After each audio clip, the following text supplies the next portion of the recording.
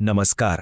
आज आपण एका खूपच गंभीर विषयावर बोलणार आहोत आणि तो विषय आहे सर्वनाशी मद्यपान. हा विषय जेवढा गंभीर आहे तेवढंच त्यावर विचारपूर्वक आणि सखोलपणे बोलणं गरजेचं आहे.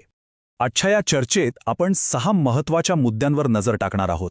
आपल्या प्राचीन शास्त्रांपासून ते आधुनिक विज्ञानापर्यंत मद्यपानाचे परिणाम काय आहेत आणि शेवटी यातून मिळणारा संदेश काय आहे हे सगळं आपण सविस्तरपणे समजून घेणार आहोत.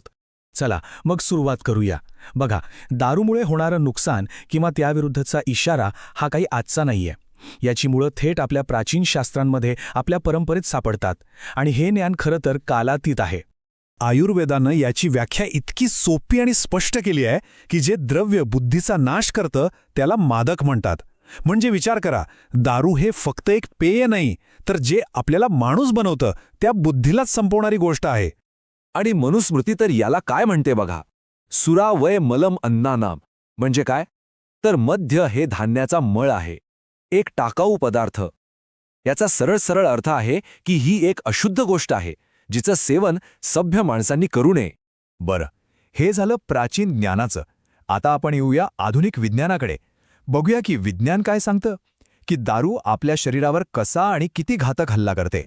जेव्हा कोणी दारू पितं तेव्हा त्यातली फक्त 10% दारू शरीरातून बाहेर पडते, म्हणजे घाम, श्वास किंवा लघवी वाटे. पण उरलेली 90% त्या सगळ्याचा भार एकट्या आपल्या लिव्हरला म्हणजेच यकृताला उचलावा लागतो. आणि म्हणूनच दारूचा सगळ्यात पहिला आणि मोठा फटका हा लिव्हरलाच बसतो. आता हा तक्ता बघा, हे आकडे धोक्याची घंटा आहेत. रक्तात फक्त 0.03% अल्कोहोल पोहोचलं तरी आपलं काम करायची क्षमता बिघडते. आणि हीच पातळी जर 0.2% गेली तर थेट मृत्यू. विचार करा, किती लहानसा आकडा आहे, पण परिणाम किती भयंकर आहे. आणि भोके फक्त इथेच थांबत नाहीत. दारूमुळे अपघाताची शक्यता तब्बल 7 पटींनी वाढते, मृत्यूची शक्यता 16 पटींनी आणि विषबाधेची शक्यता तर चक्क 30 पटींनी वाढते. हे आकडे खरंच अंगावर काटा आणणारे आहेत. आणि सगळ्यात मोठं नुकसान आयुष्याचं. जे लोक दीर्घकाळ दारू पितात त्यांचं आयुष्य 12 ते 20 वर्षांनी कमी होतं. विचार करा, ही फक्त एक सवय नाहीये, तर ही आपल्या आयुष्यातली मौल्यवान वर्ष अक्षरशः चोरून घेते. शरीरावर होणारे परिणाम तर आपण पाहिले, पण दारूचा हल्ला फक्त शरीरावर नाही होत, तो त्यापेक्षाही खोलवर आपल्या मनावर आणि विवेकावर होतो. आणि हे नुकसान खूप जास्त गंभीर आहे. फरक तुमच्या समोरच आहे. बघा, एकीकडे आहे निरोगी मन, जे योग्य निर्णय घेतं, शांत राहतं. आणि दुसरीकडे आहे दारूने ग्रासलेलं मन, जिथे फक्त भ्रम, क्रोध आणि अपराधच उरतात. दारू काय करते तर आपल्या आतल्या चांगल्या गोष्टींना काढून तिथे वाईट गोष्टींना बसवते, अगदी पद्धतशीरपणे. आणि यामागे विज्ञान आहे. दारू आपल्या मेंदूतल्या पेशींना म्हणजे न्यूरॉन्सना निष्क्रिय करते, त्यांच्यातला संवादच तोडून टाकते. आणि मग काय होतं? मग व्यक्ती पूर्णपणे दारूवर अवलंबून राहते आणि यालाच आपण व्यसन म्हणतो. पण हा विनाश फक्त एका व्यक्तीपुरता थांबतो का? नाही. एका व्यक्तीचं व्यसन हे वादळासारखं असतं, जे फक्त त्यालाच नाही तर त्याचं कुटुंब, त्याचा समाज सगळ्यांनाच उद्ध्वस्त करतं. आकडेवारी पाहिली तर धक्काच बसेल. दारूमुळे आत्महत्येचा धोका 2.5 पटींनी वाढतो, घटस्फोटांचं प्रमाण तर 8 पटींनी वाढतं.